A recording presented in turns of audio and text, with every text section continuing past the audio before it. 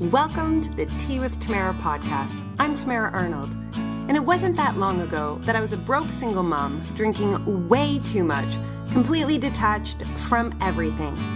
Now I've written multiple books, downloaded I Could Read Chakras, and I'm a channel for the universe. I'm a real person with real stories, and I can't wait to share them with you. So grab a warm bevy, and let's have some enlightened conversation to live our best life.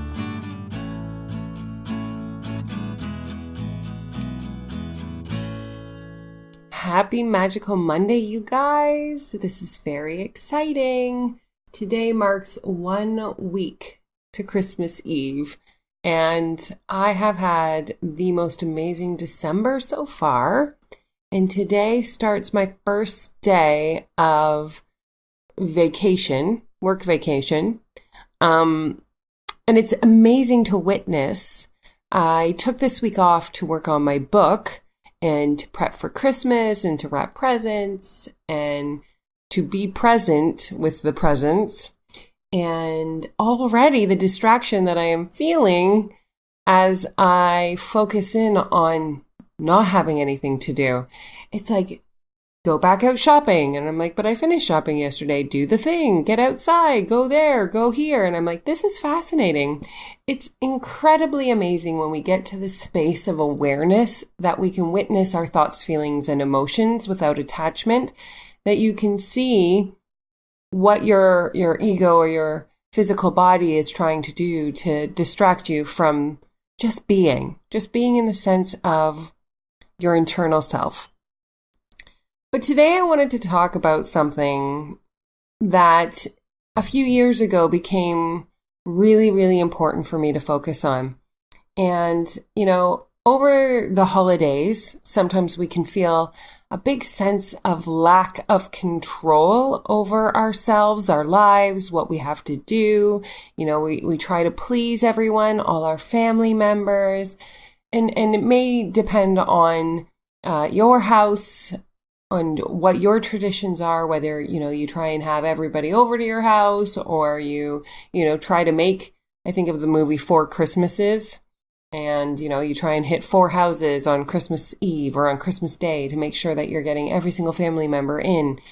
And it can seem really chaotic and it can seem really overwhelming.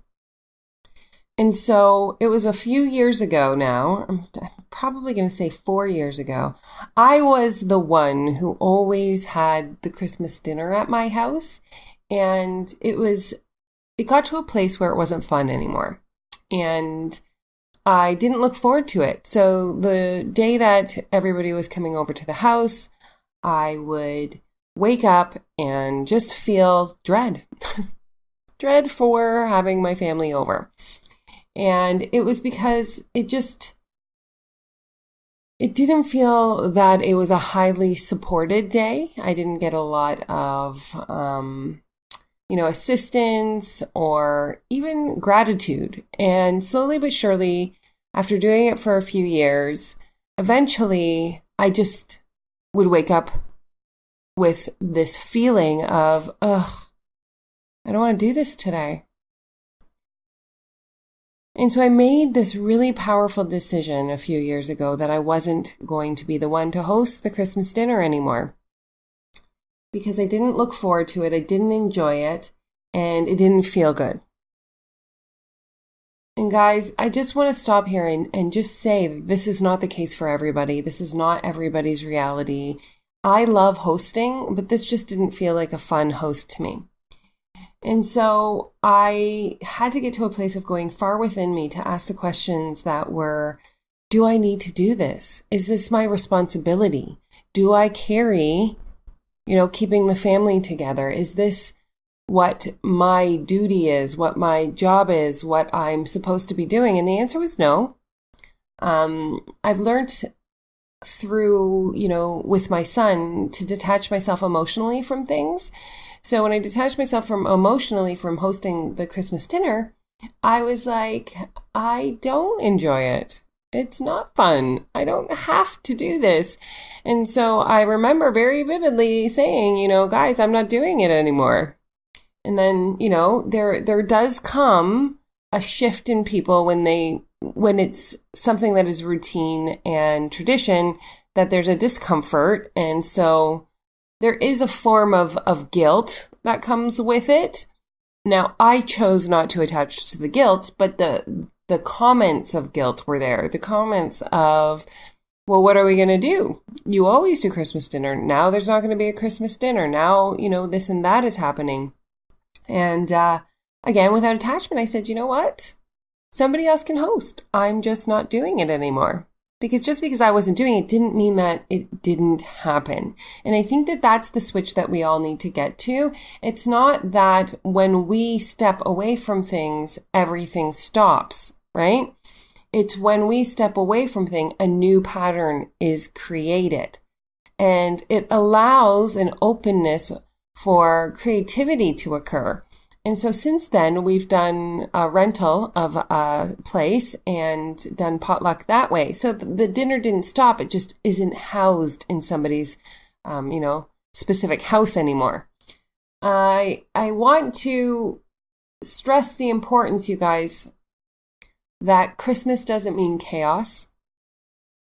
It doesn't have to mean that you lose all parts of yourself over the holidays. I would actually like to bring Christmas back, its very happy, positive reputation of joy and happiness. Because I truly believe that when you sink into your inner self and your inner being, a few things happen. One, you can create or manifest a Christmas that matches your internal vibration. So when you are in a space of connectedness to your thoughts, feelings, and emotions, grounded into who you are, then you'll find that your external holidays will match that vibration or that sense or that feeling. And so things will kind of ease off in areas of your Christmas that you don't want to be doing, and things will increase if that is what it is that you're looking for. And when you're in a sense of internal self, then what other people are saying, whether they're family, whether they're friends at parties, events, Christmas cookie exchanges, they don't land in your heart the same way when you are grounded into who you are, into your being. It's like you have a protective shell, or a shell seems like it's like you can't get any emotion in. That's not what I mean.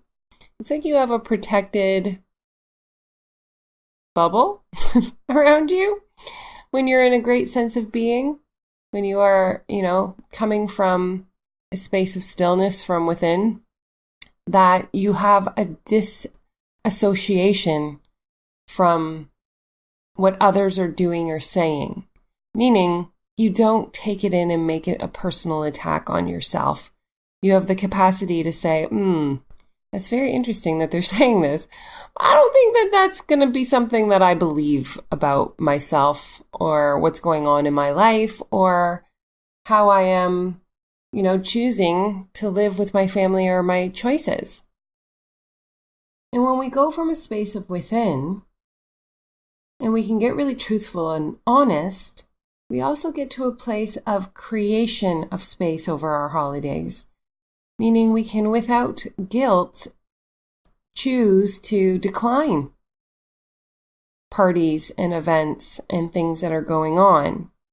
We won't have the thoughts of, I have to go to everything I'm invited to, because you'll have much stronger boundaries in place.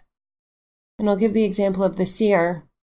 I was away the first weekend of December for my personal mastermind. I ran a mastermind for my group of incredible beings of light on the second week of December. And then this weekend that just happened, I had a staff Christmas party on the Friday, a musical, Elf the Musical. Come on, that's pretty cool. With all the family on the Saturday, and my very first Enchanted Fairy staff Christmas party on the Sunday. And it was just too much.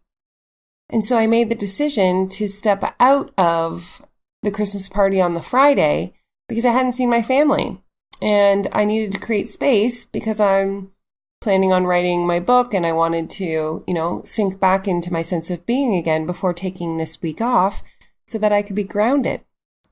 And so making the decision, of course, my boss at the studio was like disappointed that I wasn't there, but she understood. And I felt really, really good in my decision because it allowed me to stay home, ground in, wear my pajamas, connect, and not feel rushed on Saturday spending time with all my family.